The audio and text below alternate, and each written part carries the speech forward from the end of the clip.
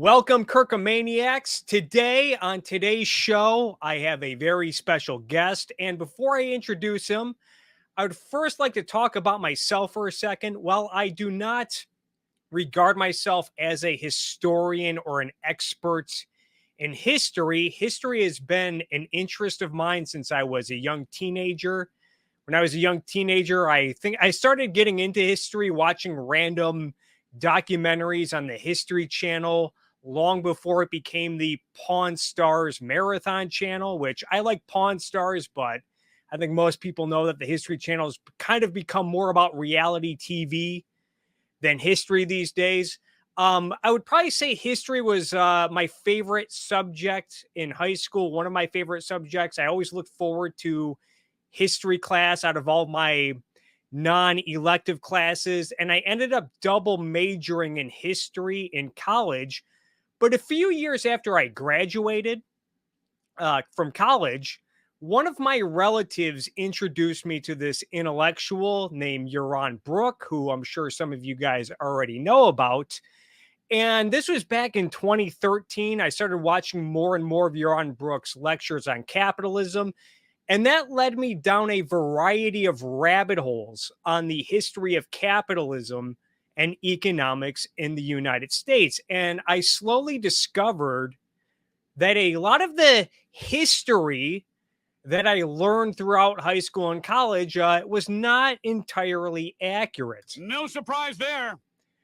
Now, it'd be one thing if this inaccurate history that I was taught, that I learned, was isolated to my classes, my experience, my schools, and so on. But from what I've seen, a lot of the narratives, a lot of the assumptions that I grew up with, they're pretty widespread, especially in today's political discourse. And this is the thing about histories. History can serve as a concrete when discussing ideas in politics. It can serve as a concrete when discussing philosophy and philosophical trends and their consequences. Being a historian is a very important job. It is important that we get our facts straight when discussing history, and historians will ultimately have an impact on people like teachers who will go on to teach history, journalists, politicians, political pundits, economists, artists, and so on. And one historian that I have grown to appreciate over the last year or so, he's my guest for this evening. He is someone who calls himself the casual historian. He is the host of the YouTube channel, The Casual Historian. Kirkomaniacs, please welcome and make some noise for my guest this evening, the casual historian, Grant Hurst. What's up? Yo, not much. How are you? I'm very excited to be chatting with you tonight. I already got some chats. Zoomers Only says, yo, yo. In fact, I mentioned this during doing one of my YouTube premieres a few weeks ago. I mentioned that I was in talks with getting you on the show, and some of my viewers were already familiar, and they were really excited. So I think we already have some overlap. So Colt Savage is clapping. Cool. All right. So you want to tell us a little about yourself, casual historian? Yeah, sure. So obviously, as you already know from all the introduction, I run a YouTube channel called Casual Historian. It's gone through an evolution of names. I originally just named it after myself when I was following a more like a CGP Grey route. That was probably one of the bigger inspirations for me getting involved in YouTube. Them in a Crash Course back around 2011, 2012, something like that. And I eventually rebranded to Casual Historian because I had a website named that at the time, and it sounded like a more brandable name, for one. And so I shifted to focusing more on history. And in the last year or so, I've taken more focus on sort of, I guess we could call political economy, or at least that lens of history. So I've done a lot of stuff on that over the last year, and you can see some of my intellectual influences through those videos, the sources that I cite that I usually list down in the description of said videos. And so it tends to take more of, I guess, what some might call a conservatarian view through history and economics. I think I watched a few of your videos. I remember at one video you mentioned Jonah Goldberg. I'm like, this guy knows what's up. If he's read liberal fascism, yeah, there it is. I don't have a hard copy. I have the e-Kindle. I get most of my books on electric copy. But lately, I've been following you on Twitter for a few months. And lately, not only your Twitter activity, but your YouTube content, you've is reflected a lot of contempt toward President Franklin Delano Roosevelt. And if there's any beverage I can always go for, it's a nice, tall, cold glass of FDR flavored haterade. I don't think FDR gets enough hatred. I think most Americans probably admire him, including people on the right. I think I saw a few months ago, some blue check MAGA tweeted something about how would you describe like the MAGA politics? And they said, oh, well, it's basically an FDR Democrat. And I said, that sounds about right. To most people, I'd be like, wait a minute. See, actually, I want to bring it back to Trump for a second. When I first watched his campaign launch in 2015, my first thought was this guy is Herbert Hoover 2.0 with all the talk about tariffs, businessman turned politician, all that good stuff. So a lot of people might think, well, if he's more of a Hoover, isn't FDR the opposite of Hoover? We're going to get into that tonight, folks. Yeah, so I'd say that sounds about right because Trump is kind of a government interventionist like FDR was. But I want to ask you to spill everything you hate about FDR because I think you do a lot of good work in exposing how much of a goon FDR was. But before doing so, is there anything nice you can say about President Franklin Delano Roosevelt? Anything nice to say? Well, he did take the threat of Nazi Germany seriously. That is the one thing I found like across the board that a lot of people are willing to give him credit for. When a lot of people were back in the late 1930s or early 1940s, there was a far more isolationist atmosphere in the United States at this time, while the Nazis were ravaging across, across all of Europe in general, and then later Eastern Europe. But that is the most common praise I hear from like critics of FDR is that, yes, he did take the Nazi threat seriously. One could argue that if he took it more seriously, he would have started preparing earlier, but,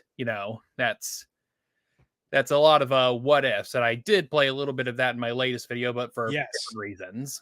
Yeah, I was about to say, I remember you kind of mentioned that in your latest video. You talk about FDR pursuing a third term, which I learned a lot in that video alone, not just about FDR, but about other things, which if we have time, we'll get into. But one thing you mentioned is that one crucial flaw with FDR was that he was overly friendly toward Joseph Stalin in the USSR. And the alternatives to FDR in 1940 probably would have been as strong, if not stronger than FDR in World War II, but they would not have brought the baggage of a compromiser that FDR brought. And FDR probably paved the way for all of the compromises with the Soviet Union that came during and after World War II that ultimately opened the door for the Cold War.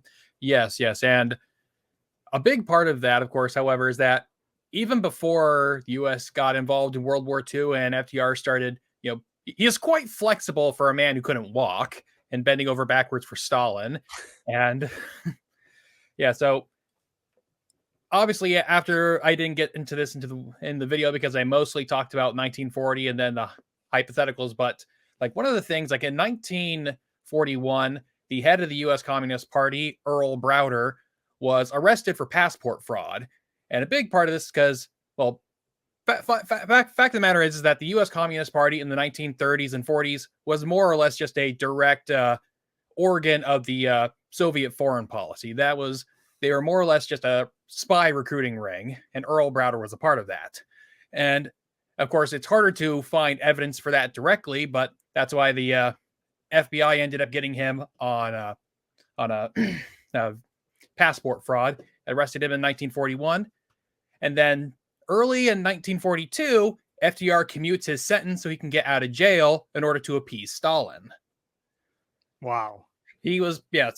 Browder was Stalin's man in America. And so that was another thing he did after that. But even before that, you had quite a bit of Soviet infiltration of the federal government because largely during the 1930s and the New Deal, you had a huge expansion of the federal government, a lot of offices, a lot of bureaucrats. You need to fill those positions.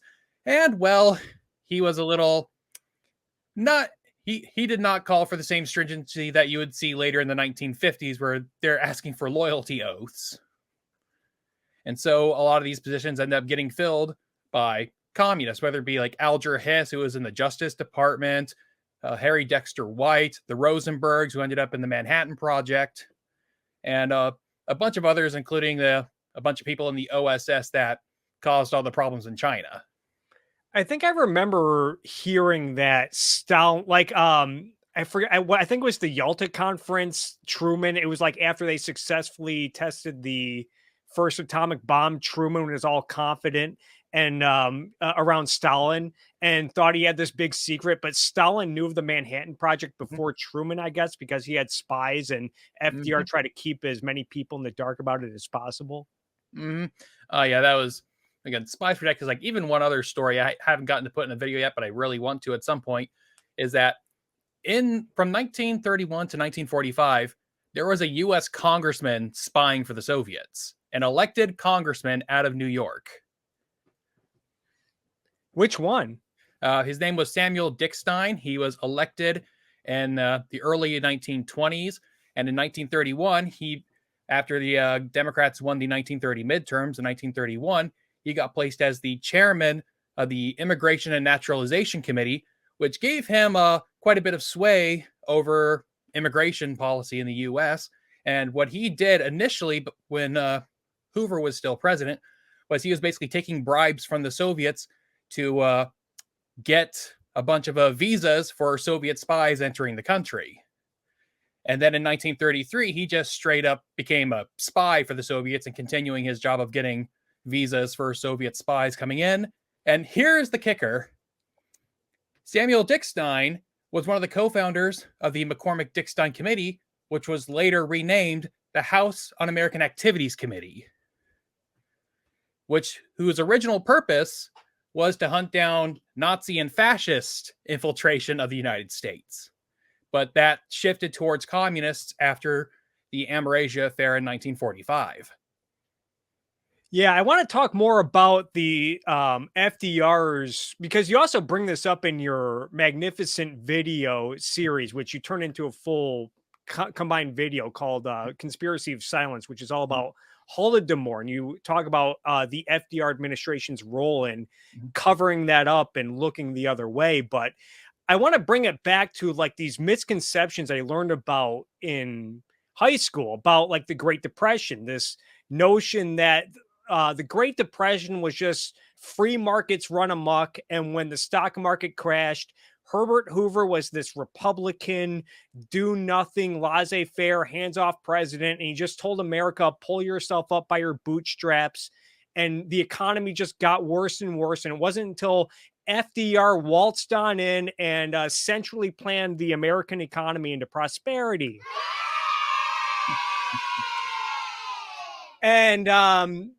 And there's a lot of misconceptions with this. First, and this is a video I think you talked about a few months ago about the myth of Herbert Hoover as being the laissez-faire president. When he was eager, something I didn't know about was he had developed plans to plan the economy long before he ever became president.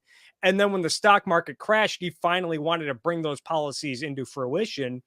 And he really tried to centrally plan the economy. And on top of that, the FDR administration, I think I read that, I don't know if it was Rexford Tugwell or another one of FDR's administrators, admitted that they were just continuing a lot of the policies of Herbert Hoover. And on top of that, the U.S. economy never really recovered because of the New Deal programs. Yes. So obviously the pickup with the Hoover thing.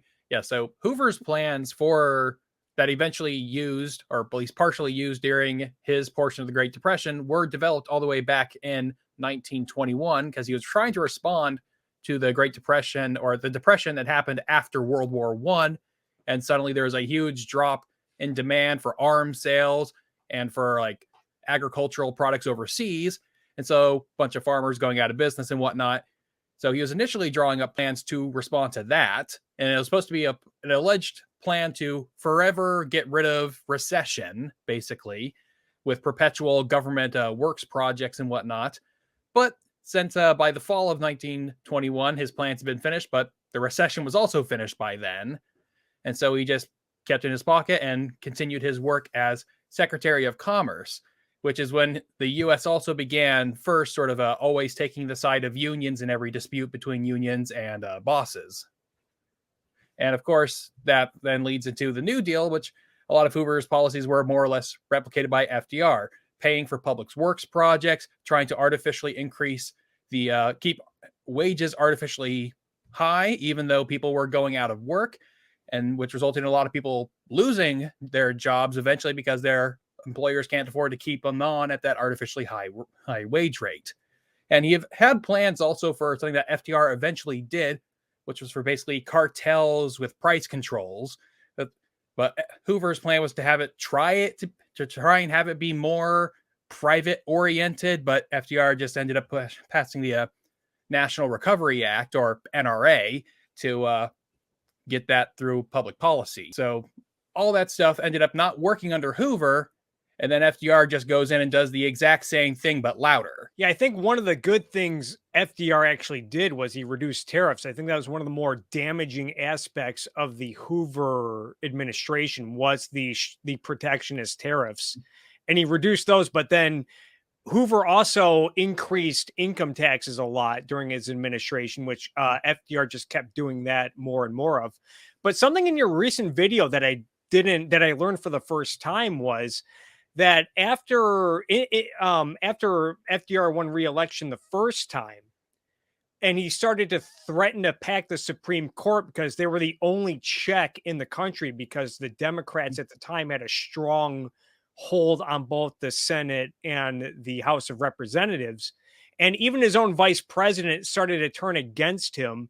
And a lot of conservative Democrats and even progressive Republicans who, while they were on the opposing party, progressive Republicans were more government interventionists. And they all started to turn against him because he was becoming more of a clear authoritarian. And on top of that, I guess you mentioned that the American public liked FDR more than his policies, which means that they liked him as kind of a leader, but they didn't like a lot of the agenda that he was trying to pass. And I think you see a lot of parallels with that even today. You see the Biden administration, they want to pass all of this new agenda that I don't think most of the voters, I think this is up for debate, but I think most of the Biden support was mostly an anti-Trump vote.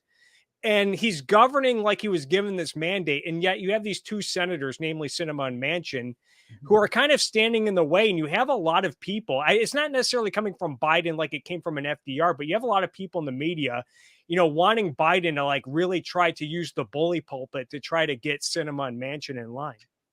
Mm-hmm. Yeah. So there are definitely some similarities, but of course, FDR came into the White House with super majorities in both houses of Congress. Yeah. And unlike most presidents before or since, he actually increased his hold during midterms, which was just insane. In fact, by 1937, after his re-election, Republicans were down to fewer than 100 seats in the House of Representatives, which was, out of 435 seats, that was just an absolute supermajority for them. And so the Republicans were basically irrelevant in Congress for most of the 1930s. And so the Democrats just had to negotiate with themselves, which of course is why when FDR had to negotiate with Southern Democrats, who were more or less the conservative faction in the party, he had to give in to a bunch of their segregationist demands. Yeah, I remember reading about that last year in Richard Rothstein's book, Color of Law. And it's like the more I read about FDR, like the worse he becomes. Mm-hmm. Yeah, I do have a suspicion we're going to get more of a reckoning with FDR's reputation in about a decade from now. Because 10 years ago, back in 2010, we started getting a bunch of centennials. First we had the 150 year anniversaries of the Civil War, but then starting in 2014, we started getting the World War I centennials, and that's when we started seeing a lot more reevaluation of Woodrow Wilson. Yeah, we started getting more reevaluation of him because getting a century on, and now suddenly his reputation has gone from being and he like meh to, I was like, I think the most common reputation I had heard about Woodrow Wilson prior to the 2010s was, oh, he was just a visionary ahead of his time. Like the League of Nations, that's mostly what people focused on was his foreign policy. And then over the last 10 years, people started looking at his domestic policy and like, oh, that's no, not good. And so even lefties have turned against Woodrow Wilson. And I have a feeling we might get a similar reckoning coming with FDR, mostly because we're coming on to the centennial of the Great Depression and the New Deal. And there's going to be people are going to have to reevaluate this, because even the literature for FDR's bad takes on race already exists, but they just haven't gotten the same attention that a 100-year anniversary would probably bring to it. And you see a lot of people, especially on the left, bringing the issue of redlining into the political discourse and talking about the lingering impact that a lot of African Americans are still dealing with to this day, and how they were just completely destructive for a lot of African American families and kept them in areas. I think you even mentioned that in one of your previous videos. I think it was the one about nostalgia. Probably that. Yeah, I did one about the post-war boom and how that was all nostalgia stuff. Yeah, that one. Yeah, but going back to Wilson, I don't know if it was you, or I think it might have been the cynical historian who I haven't watched in a while, but I don't know if it was you or him that mentioned that like everyone has a reason to hate Wilson. Like the free market types hate him for his government intervention. The woke left probably can hate him for his racism because he did show what was that movie, Birth of a Nation, and played a huge role in resurrecting the Ku Klux Klan during the progressive era. Anti-imperialists hate him for his foreign policy.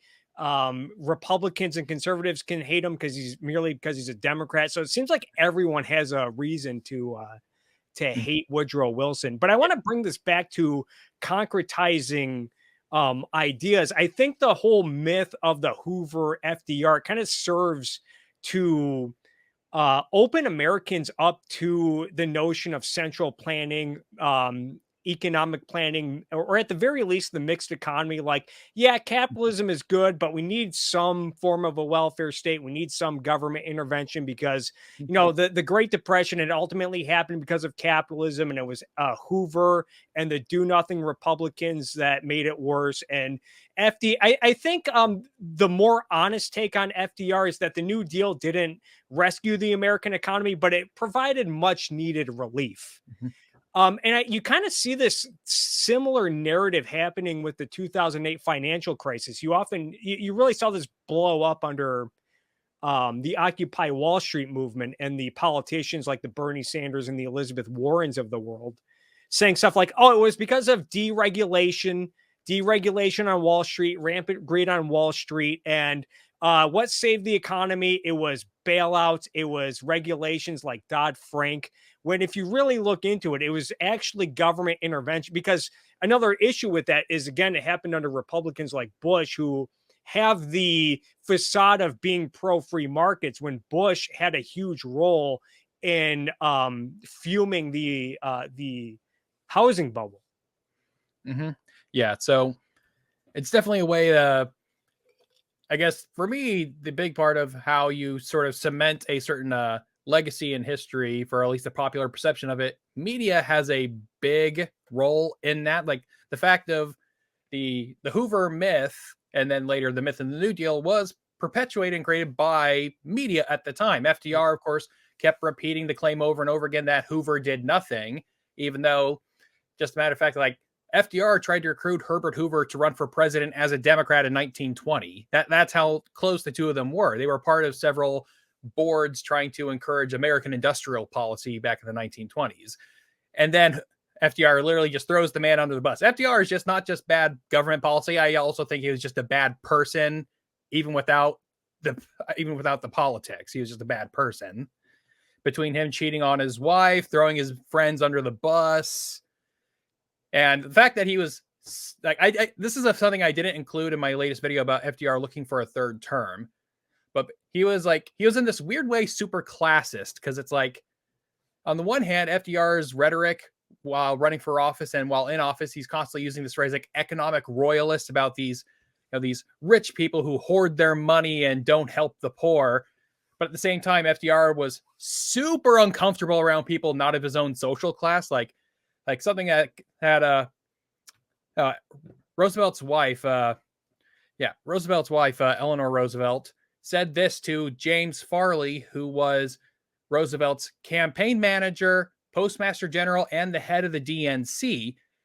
In a conversation between the two of them, Eleanor told Farley that, Franklin's not really comfortable around people who are not of his same status. He can't be comfortable around them. He can't be himself. No surprise there. Yeah, another point you brought up in your latest video was something I didn't know was that Grover Cleveland sought a third term and was rejected by the Democratic Party in favor of the populist William Jennings Bryan. And then William Jennings Bryan, as you mentioned, went on to lose 3 consecutive presidential elections. Not quite consecutive. Oh, wasn't consecutive? No, he ran in 1896, did not get renominated. He ran in 1896 and 1900, did not get renominated again in 1904. So it seemed like the Democrats had learned their lesson, and then they proceeded to renominate him again in 1908 when he lost to Taft. Yeah, so he never got to run against Theodore Roosevelt. Well, I think in the 1900 election, it was either 1900, I think it might have been 1904, a reason why McKinley chose Roosevelt as his VP. It was a part of it was like a pressure from the business elites in the Republican Party who wanted to get Roosevelt out of the governorship of New York and hide him. But also a big part of it was so that he could campaign on behalf of McKinley and match William Jennings Bryan's barn burning style of campaigning. But something I found interesting when you said that is you see a lot of this today with populists on both the left and the right. You see this with the Bernie brats who never got over 2016, the fact that Bernie lost to Hillary. They said that the primary was stolen, and they were so confident that they were going to win in 2020.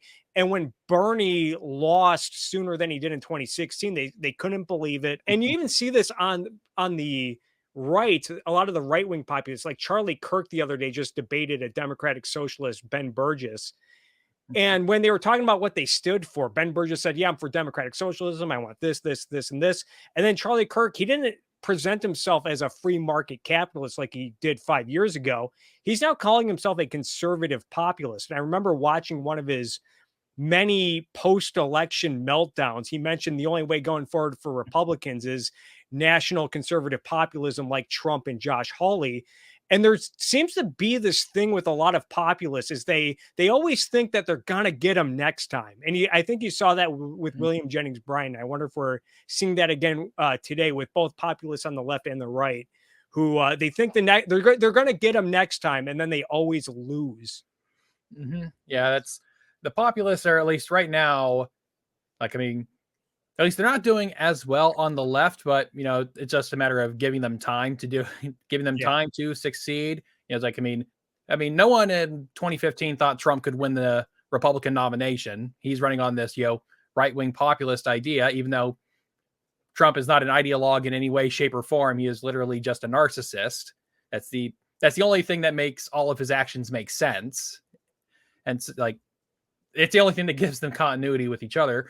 And so we're definitely in a populist era, but I'm not entirely sure. Like the early 1900s is just a really weird time. The Democrats were going through their own weird internal struggles between the populists and the old bourbon Democrats who, that's just a whole weird mess that I'm still looking more into myself. Have you done any videos on the Gilded Age and like the myths? Because that's another area I feel like, because the Gilded Age has often been demonized as this era of monopolies and robber barons controlling everything, and everyone's working 16 hours a day, 7 days a week. And it wasn't until the progressives like Teddy Roosevelt and Woodrow Wilson came to save the day with their trust busting and government intervention. And this was something that I found out was that you have to contextualize that time. Like, yeah, if you compare like the working standards, like working on the railroads and in the coal mines and in the factories, if you compare that to today's standards, yeah, it sounds horrible. But at the time, it was a huge improvement over subsistence farming. And when you look at the innovation and just the explosion in economic growth, and the fact that without minimum wage laws, the average wages of workers were increasing decade by decade while hours work was going down. Child labor was being phased out without government intervention. Mm-hmm. Yeah, man. Yeah, so I am looking more into that area. I've especially been reading a lot of Rothbard recently into that. He wrote, or at least a book of his was published posthumously about the Progressive Era, which also covers a big chunk of the Gilded Age. And the very interesting thing here you get out of Rothbard is that you realize that, big government and big corporations have never really been opposites or opposing each other throughout most of American history. There's usually been a symbiotic relationship between the two of them. The really big corporations are trying to get the government to pass laws that favor them. Like that's because like something like Rothbard points out in the Progressive Era is that most instances of like trusts, like these corporations are all in a similar industry, get colluding together to raise prices.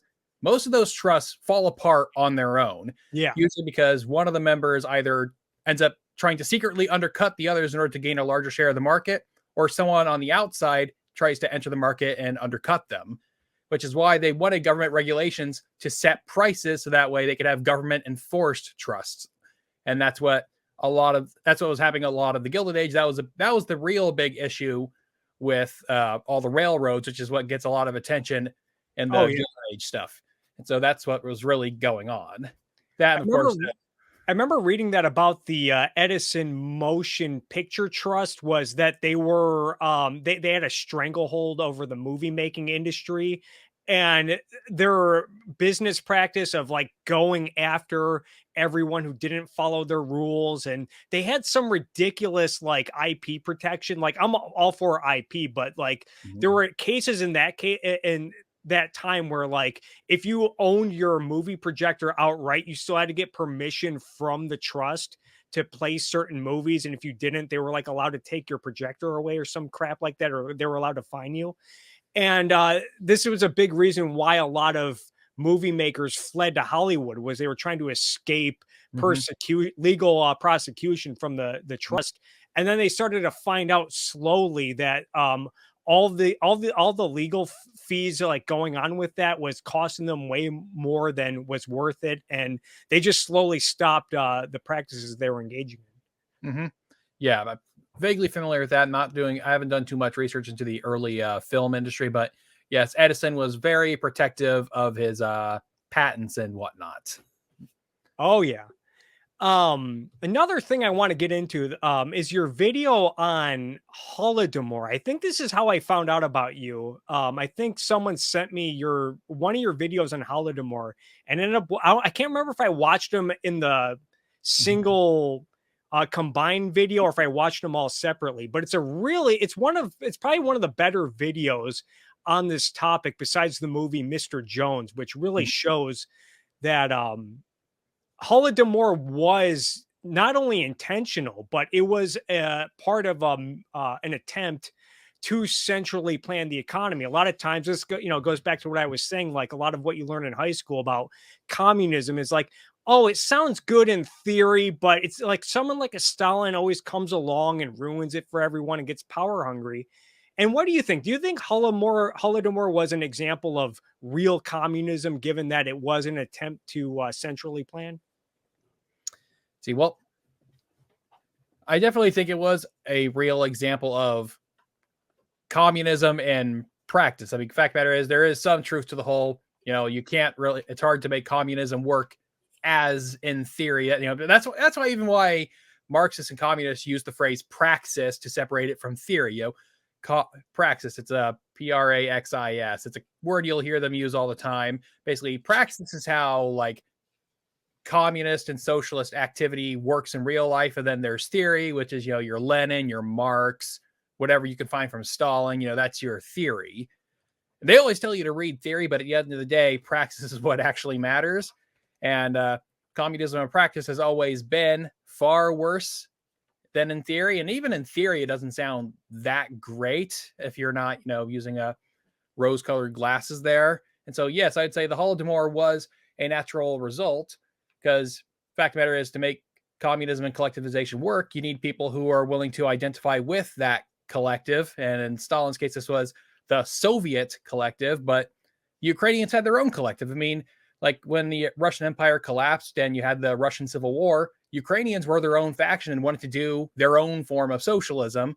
They didn't want to become part of a greater Russian Empire socialism because that would meant that their very valuable land would get given away to foreigners, which is kind of what ended up happening once a big chunk of Ukraine was depopulated. In fact, it's why the problems in Ukraine now, you have in Eastern Ukraine, lots of ethnic Russian enclaves there. It's because those people are descendants of those who were moved into Eastern Ukraine after the Holodomor and the place was depopulated. I remember, a point you make is like this was an attempt to collectivize farms, collectivize farms on the behalf of the Soviet Union. A lot of the people in Ukraine who owned farms, they were expected to meet certain quotas, which were already impossible to meet. And if they didn't meet them, then they had their farms taken away or they were punished by some other means.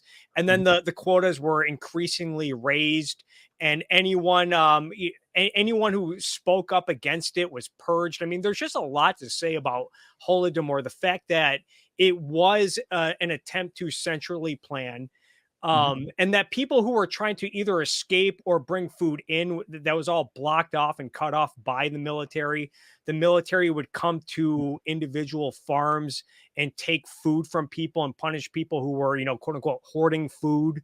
Where do we hear who talks about hoarding stuff these days in American politics?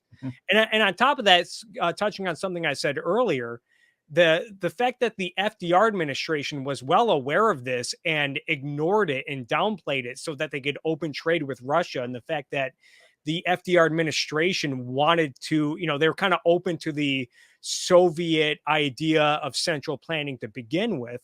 And then you had journalists like Walter Duranty, notably at the New York Times, who were going out, covering it up and, trying to glorify the wonders of the Stalin brand of communism. Yeah. So in that regard, yes, it was definitely an act of central planning, but there's also just as big of factors that, here's the thing, he could have taken extra grain from all different parts of the Soviet Union. Fact of the matter is, he could have taken more out of Central Asia, could have taken more from Russian peasants, could have taken more from all different areas, but he concentrated the taking of grain from Ukraine because, politically speaking, they had never liked being part of the Soviet Union to begin with. And so although it served the purpose of economic collectivization, it also served the purpose of, well, as I said in the video, a genocide of a political opposition. Stalin didn't have any particular or bigotries against Ukrainians as a group. If you followed all of his rules, he didn't really care.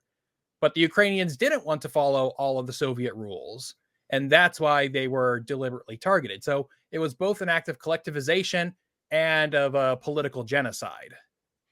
And what's another fascinating part about the whole Holodomor discussion is it really happens before the Nazis even take over in Germany. Like, they were just starting to take over at that point.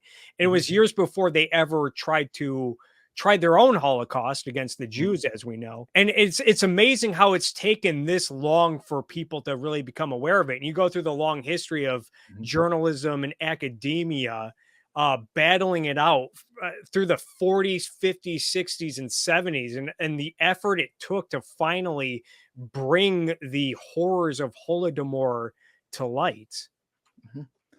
Yes, that was one of the big fact of the matter is, it gets the video gets described as a Holodomor video, but I've always focused those types of videos I make on the denial of the Holodomor. Yeah. Holodomor is I spent maybe 15 minutes talking about how to end the whole series. The rest of it, it's all about, okay, how are they covering it up? How are people trying to talk about it? And of course, the fact that it was constantly getting dismissed as this this right-wing conspiracy theory, just trying to make the Soviets look bad. Yeah, and it wasn't Stalin. He kind of knew, he definitely knew what was going on, and at times he wasn't really proud of the destruction, but he was proud of the result. Like, hey, we have more grain this year. We've exceeded our quotas, so you can say it's a success on that front. Yes, I guess you could say the most charitable explanation for that, from Stalin's perspective, is that it was a ends justify the means type of situation for him. It's like, then, if they died, they die, Who said that? What famous communist said that? Yeah, I don't know. I think it's some kind of boxer. Ivan Drago, who got his ass whooped by Rocky Balboa. All right. But yeah, we're just scratching the surface on your Holodomor video. It's 2.5 hours long. I rewatched it today preparing for our hangout this evening. So again, if you're watching, if you have not watched that video yet, I highly recommend it. I did a video back in August about nostalgia and how there's a lot of fondness toward previous eras in American history, namely the 50s and 60s. And it's weird how conservatives and the left will look at that era differently. You mentioned how the left looks at it because, hey, it was a period of strong union membership and it was a period of high taxes and increased government spending. The conservatives like it because it's the era of the suburb, the nuclear family, and everyone's going to church and everyone tries to recreate that era.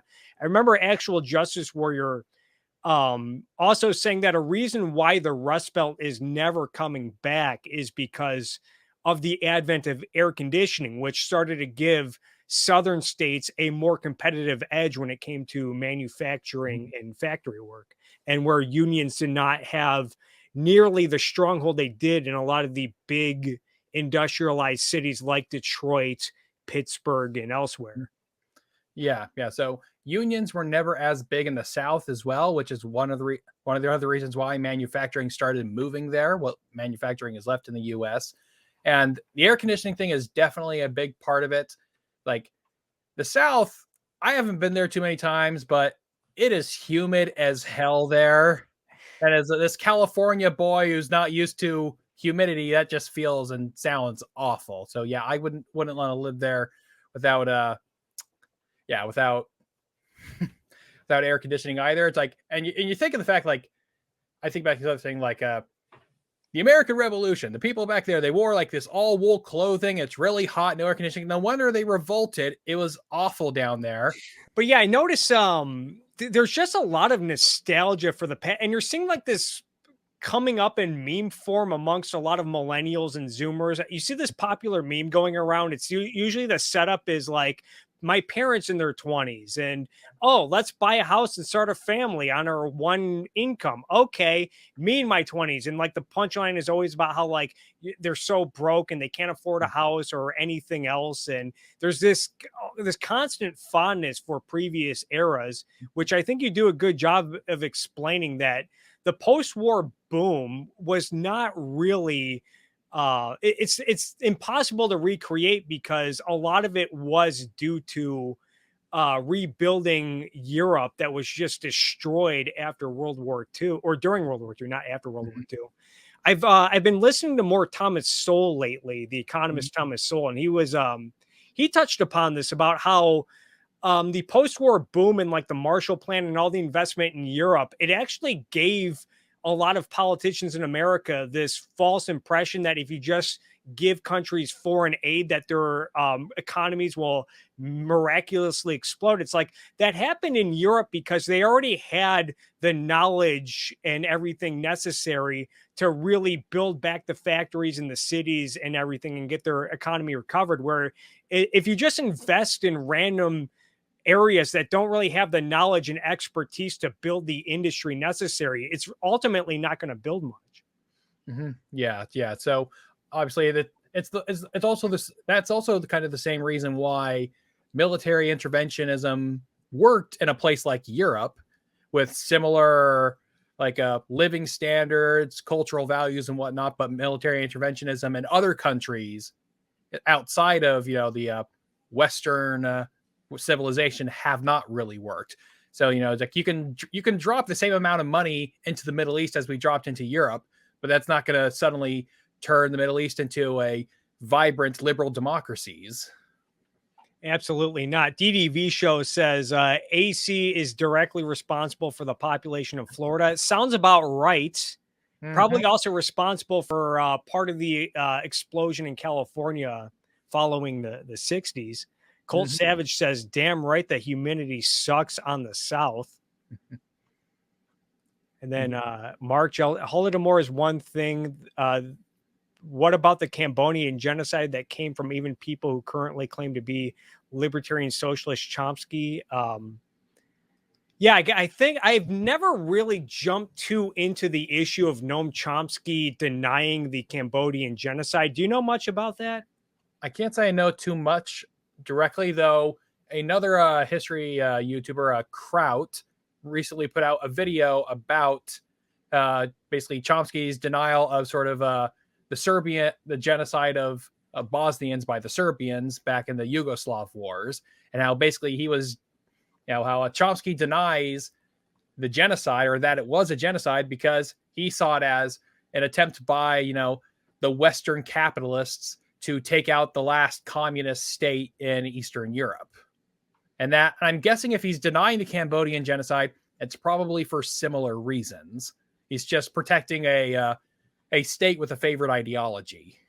Which, yeah, this kind of came to mind. Again, I don't know much about the denial of the Cambodian genocide, but when you watch your video on Holodomor and like the efforts a lot of academics and journalists went to cover up Holodomor, it wouldn't really surprise me if academics like Noam Chomsky try to apologize and cover for what happened in Cambodia. Another parallel I noticed was you mentioned in how the USSR used institutions like the United Nations to their advantage to really blur the lines of what genocide means. They worked hard to get political dissidents excluded from the term genocide so that they wouldn't have any blemishes on their record. And you're seeing parallels with that today with how communist China uses the United Nations to influence the rest of the world. And even common current topics like communist China, I guess a couple of weeks ago, started blocking Boston Celtics games because one of their players, Enes Kanter, started criticizing the communist China regime. And this also happened a couple of years ago with Daryl Morey when he voiced support for the Hong Kong protests. And then China started, taking down Houston Rockets merchandise and really putting pressure on the NBA. Now you have they're pressure. You have them pressuring movie studios to pressure actors like John Cena, who came up. I don't know if you're a big wrestling fan, but he was like the American hero, Hulk Hogan 2.0. Mr. Freedom. Like when Osama bin Laden, the night he was killed, John Cena came out, is in the middle of a wrestling show, and he stopped the show and he said, I just came out to announce that Osama bin Laden has been compromised and I love this country, and everyone went nuts. And now he's like apologizing for acknowledging that Taiwan is a country. Yeah, so one, I can't say I follow professional wrestling too much. That is never my world. But as for the similarities between sort of like the Holodomor and like the current situation of China and the Uyghurs, of course, one of the reasons a lot of countries didn't want to speak out against the Soviets was either, political affinity for their ideology or plans, but also like with FDR, he wanted to open up trade with the Soviet Union. He thought he could recover the American economy by selling stuff to the Soviets, and well, he couldn't. The Soviets weren't interested in buying American stuff. They just wanted Americans and foreigners to buy their stuff.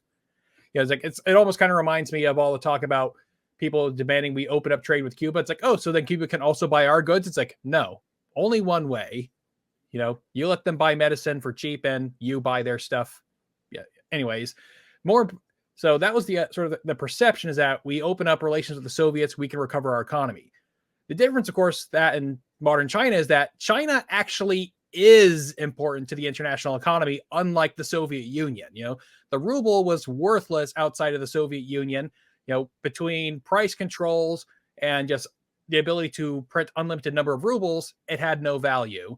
The Soviet Union was not a valuable commodity in the international market, other than and the fact that it would send weapons to places to rebel against, to foment communist revolution. Other than that, it wasn't a big player in the international economy. China, unfortunately, is, which is why countries are afraid of speaking out against what they are doing to the Uyghurs in Xinjiang. And you also see parallels in with like Walter Duranty was in Moscow and kind of doing the bidding of Stalin to an extent. You see this with media institutions like Al Jazeera and Russia Today and Telesur, and how they have like a lot of American journalists who work to make the United States look as crappy as possible. And I don't think most people realize it when they see like a video from AJ Plus or Russia Today, and oh, they're just speaking truth to power against the big horrible corporations and how awful America is. Yeah. It was rather unfortunate to see people like Larry King and even Ron Paul working with RT as really disappointing. It comes from sort of this weird, like, especially, post 2012, Ron Paul has really gone into this weird world of, it's like, I so distrust the US government that I'm going to trust the Russian government. And that's sort of this idea. It's like, I'm going to, going all the way, you're going to so distrust one institution that you'll believe their opponents, even if they're not trustworthy either. Another thing I want to bring up with the nostalgia video, I feel like I keep jumping all over the place, but that's all right. Yeah. But you brought up, I remember you mentioned that unions were a big reason for the expansion of the suburbs was that unions really had no power. And on top of that, you see a lot of people on the left will say, oh, it's because a union membership was at an all-time high. That's why the economy exploded. Meanwhile, you had, both Hoover and FDR were pro-union during the late 20s and throughout the 30s. And the Wagner Act gave the unions a lot of political power in the 30s. And that did not miraculously turn around the American economy. Mm-hmm. Yeah. So obviously you can give them all the power, but if there's no money behind that power doesn't mean too much without actual resources with it. And so, of course, it took a reinvigorating of the American economy through foreign, domestic consumption in foreign countries, but also domestic consumption in the U.S. You finally got rid of FDR and the new dealers who were constantly fiddling around with the rules of how the economy should be regulated. And once they were gone, businessmen, people who wanted to start businesses felt more confidence, like, oh, okay, I can invest in a business and it won't be taken away from me next year. Yeah. That's a very important part because during the 1930s, the savings rates went up, especially for, if you had money, savings rates definitely went up for them. For business owners that were capable of staying above water, they just kept piling up the money in the banks. Individuals like, well, things are really bad. I don't know if things get worse. I'm going to need a nest egg. So they start saving as well. So everyone is saving. And then once World War II is over, you have a big spending binge, not just by governments, but also by private individuals, because you've spent the better part of 2 decades depriving yourself of the comforts of life. Yeah, I remember reading Lawrence W. Reed's book, Great Myths of the Great Depression. And, there's this going back to the whole myth, like it's like, oh, World War II really helped the American economy because people started getting jobs like building tanks, building guns, building, submarines. And that created a lot of jobs and everything.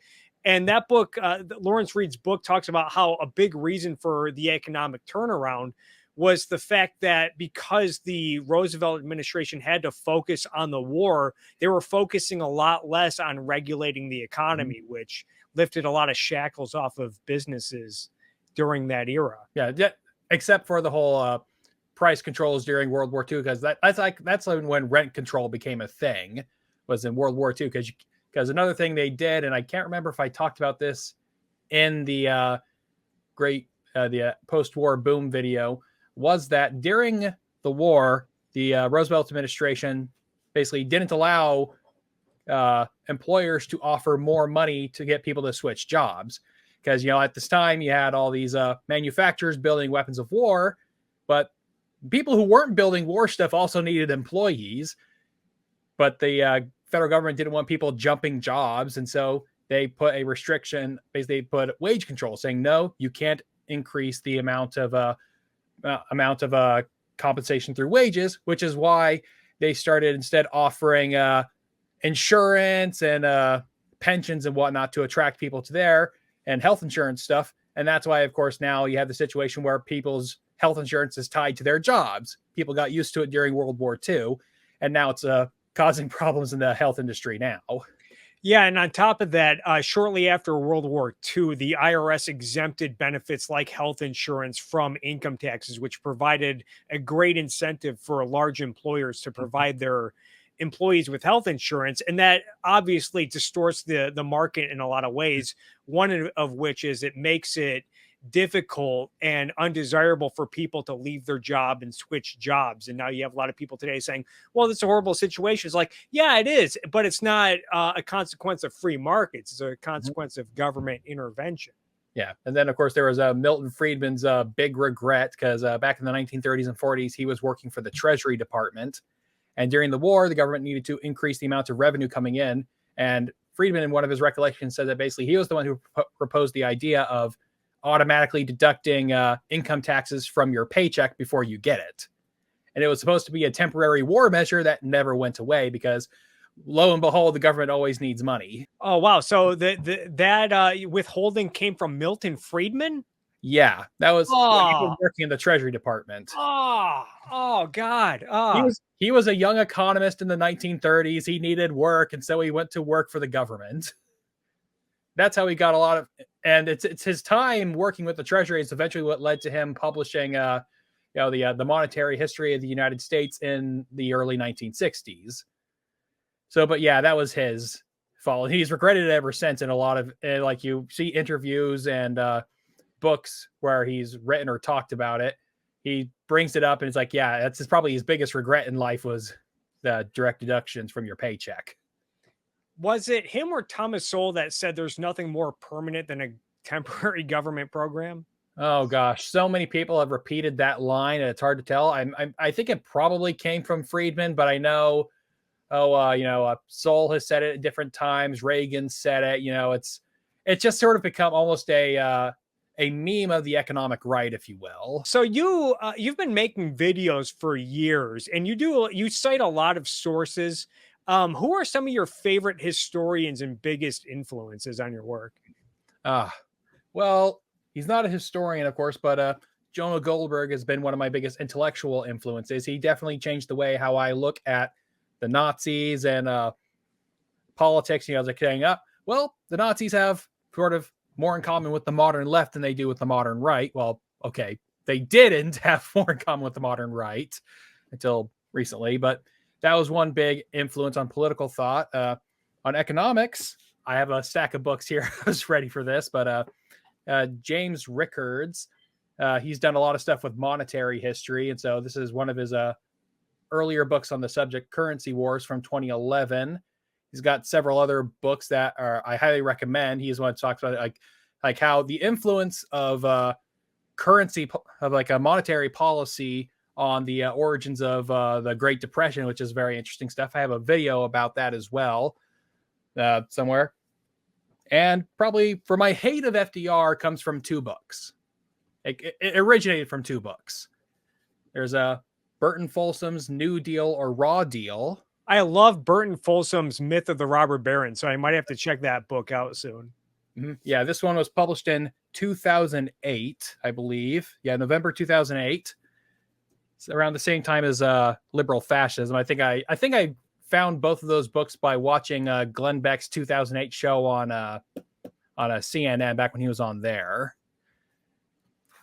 Yeah, I remember reading liberal fascism and thinking that this is something that came to my mind recently. Like Jonah Goldberg explores this more than anyone, but like there's this term, the term progressive came about obviously in the early 1900s.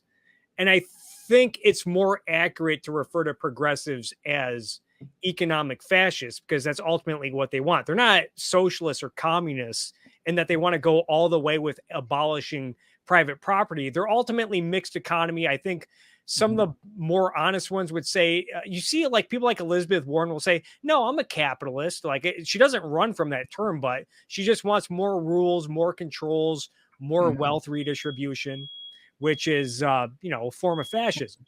Yeah. It's like, I avoid throwing the fascist term around in large part because it is directly a piece of Soviet propaganda to refer to everyone you dislike as fascist. It's literally comes from straight from the Soviet playbook. So I typically avoid that personally. My man Bogenhagen said, I took your recommendation on America's Revolutionary Mind. I can't thank you enough. Just started. Good. Yeah, that came from Brad Thompson. It came out just recently, and he talks a lot about the Enlightenment ideas and how the founding fathers took the Enlightenment ideas of guys like Locke and Bacon and the rest.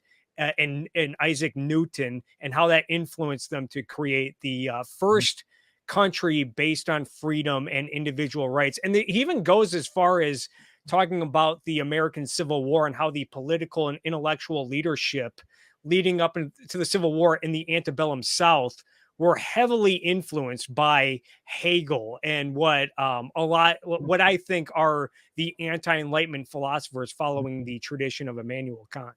Yes, they're very much the romantics, the romanticists of the 19th century. Rejection of the Enlightenment. There are some things you can't just reduce down to scientific elements, is sort of their whole spiel. You had Hegel as sort of godfather of romantics. You had Karl Marx and Friedrich Engels were both romantics, as much as they like to describe themselves as being scientific.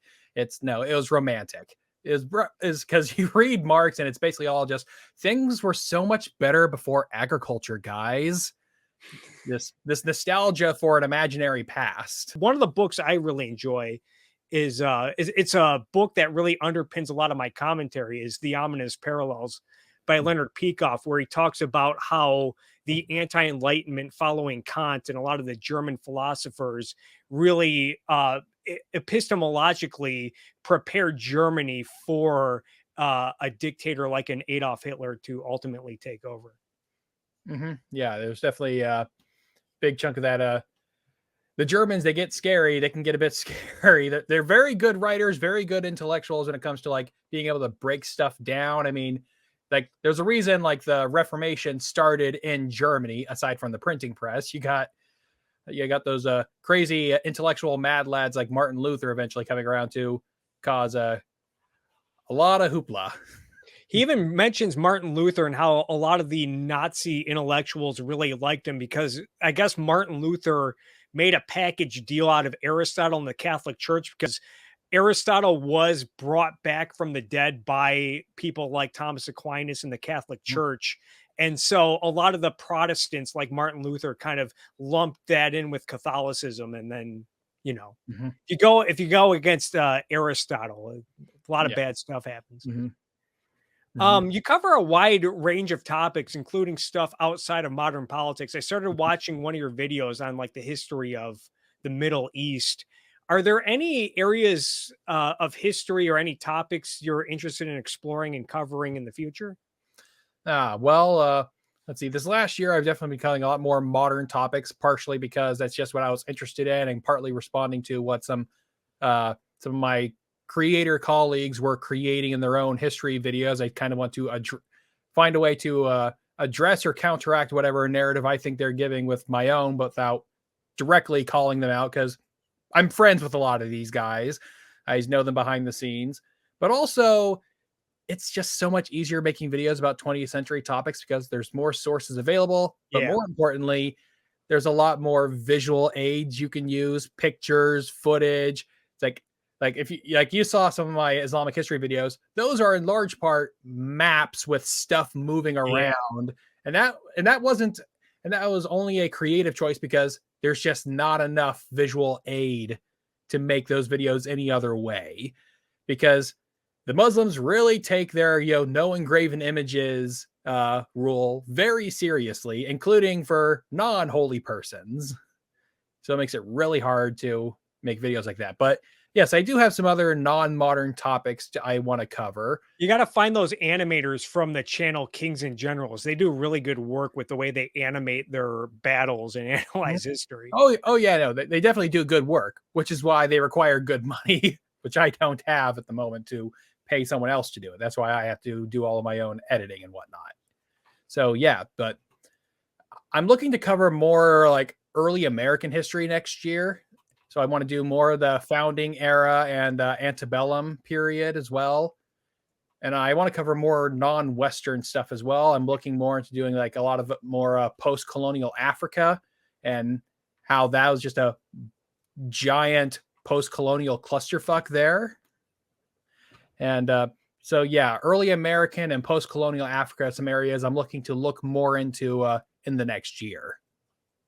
Hell yeah. One topic I'm interested in a lot of topics. I think I mentioned to you, like, I always want to get more into the French Revolution, but every time I do, it just seems like there's so much to read and cover, and I don't know where to start, because I think the French Revolution is often held up as an example, especially by people on the right, as, oh, you pro Enlightenment people, you talk about the Enlightenment, like, here's the French Revolution. Here's your Enlightenment. What do you have to say about that? So I feel like I gotta, I think the French Revolution also inspired a lot of the uglier elements on the left. I think Karl Marx notably used the French Revolution as an example of class warfare and all that stuff. So I also want to get more into the English civil wars during the 17th century, because I think that had, from what I've seen, it seems to have shaped a lot of the ways the founding fathers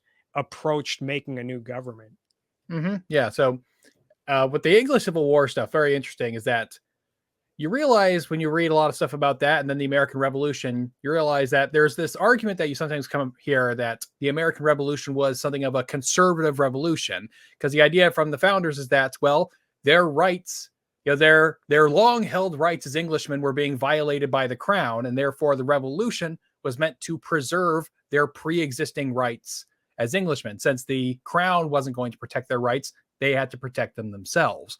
And that's one way it's been sort of has been used to describe the American Revolution as being a conservative revolution in that way. And but if you're looking for more into that, I would highly recommend, I'm not sure if you listen to podcasts or not, but the Revolutions podcast from Mike Duncan, it's a whole series where he covers about different modern revolutions. He starts with the English Civil War and is currently in the Russian Revolution. He's going through various revolutions. He goes through the American Revolution, the French, the various French revolutions, the 1848 revolutions, and so on. It's a very interesting topic, and he's very, very, very informative. It's a good place to start if you don't know where else to go, I think. I'll check it out. Mike Duncan. Yeah, it's a Revolutions podcast. He also did one back in the day about the Roman Empire, and he's also published a couple books now. One about the late Roman Republic, and then just one recently about Lafayette. The Roman Empire is another one. I think I bought a book a year ago or so, and it's the Roman Empire. I mean, that's obviously a lot more expansive because it just covers so much time. There's just so much to get into. And now my Kindle app is freezing, so I can't find it right away, of course. Yeah. Oh, well, it's not that important. Someone said, Bogenhagen said, here's a merch suggestion, Grant. Sell pins of your casual historian logo you'd happily buy.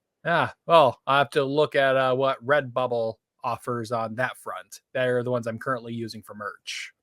Mark asks, Grant, what happened to your cartoon still of yourself? Oh, yes. Okay. So back in the my earlier days of making videos, back when I was far more inspired directly by CGP Grey, I had my own CGP Grey-esque kind of animated stick figure that I used for videos. But as I got more confident in my own video making abilities, and also fact of the matter is filming yourself talking to camera is much quicker than animating yourself in the Premiere. So that's why it doesn't go away. And I don't use the stick figure anymore because I deleted all those original files, and I did so that I wouldn't fall back on that means as a crutch for making videos. I wanted to get better at the craft, and so that's why I got rid of them. Someone asked, can you make a video on the history of Puerto Rico's Commonwealth status? A lot of commies like to claim Puerto Rico is a U.S. colony. Well, whether or not it's considered a colony is ultimately, I think, it's mostly just a word game. Like you could say every state west of the Mississippi River is just a U.S. colony if you really wanted to, since those weren't originally part of the U.S. You could say everything west of the Appalachians was a colony if you really wanted to, since those weren't originally part of the white settler areas of the United States, or just the entirety of the continent, because, of course, white Anglo-Saxons weren't the first people here. So if you really want to call everything a colony, you can, if you're of the inclination. I think that's all I have for today. I usually I try to keep these around an hour, but we can always go longer. I don't know if you had more to say or talk about tonight. Nothing at the very top of my head. The only other thing I could do is just throw more book suggestions at people. That's about it at the moment.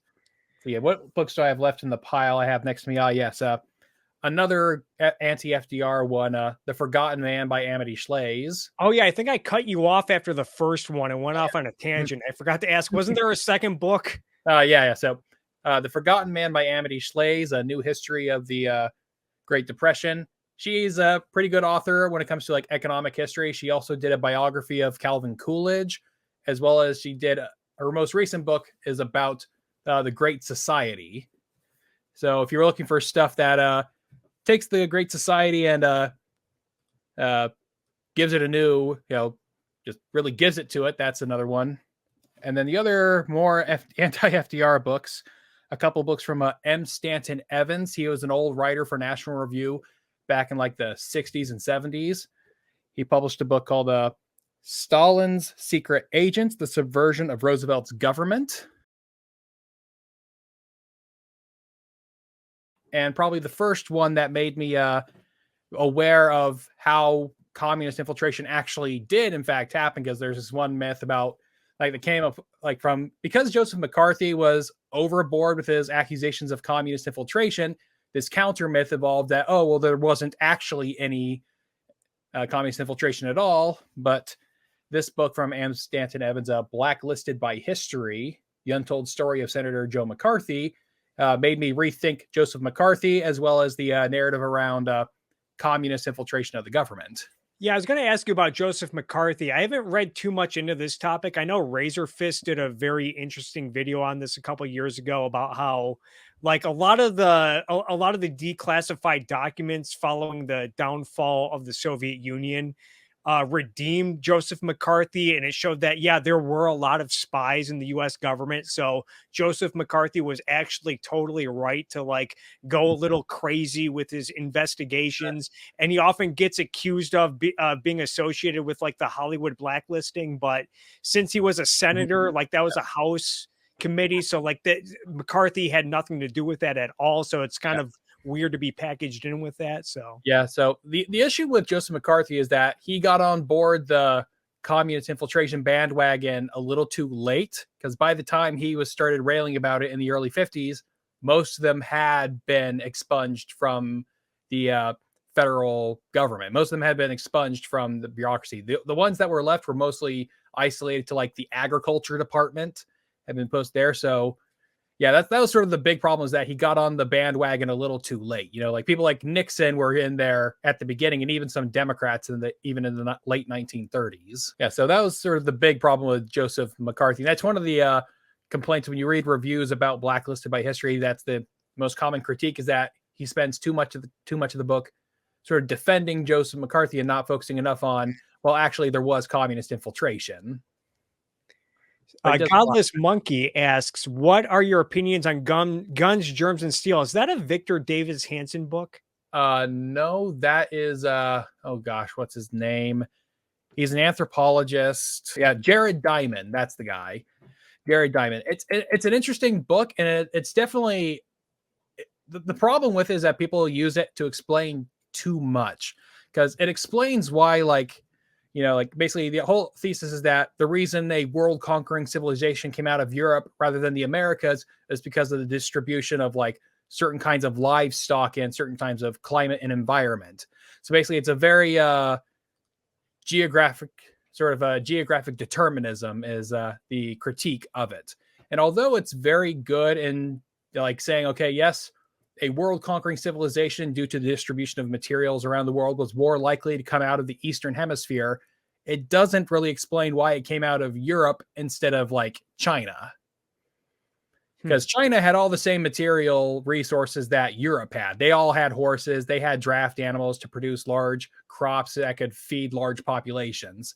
So it doesn't explain why, it came out of Europe instead of China. That's where I would go to like Neil Ferguson's Civilization. I think gives a better explanation for that bit. I think that's all I have for today. Can you explain where people can find you? Twitter, YouTube, Facebook, Instagram, Snapchat, OnlyFans? The OnlyFans is for the only the dedicated. So on YouTube, you can find my YouTube channel called Casual Historian. If you're typing it into the address bar, it would be youtube.com/Grant G. Hurst, because that's the URL I was able to get like 6 years ago before I changed the channel name. And on Twitter, you can follow me either at my personal account at Grant G. Hurst or my for lack of better words, corporate account at Casual Historian. And those are the main places you can follow me and what I'm doing. Hell yeah. Thanks again for coming on today, Grant. I would love to have you on again. And for Grant Hurst, my name's Kirk Wilcox. You guys have a wonderful evening.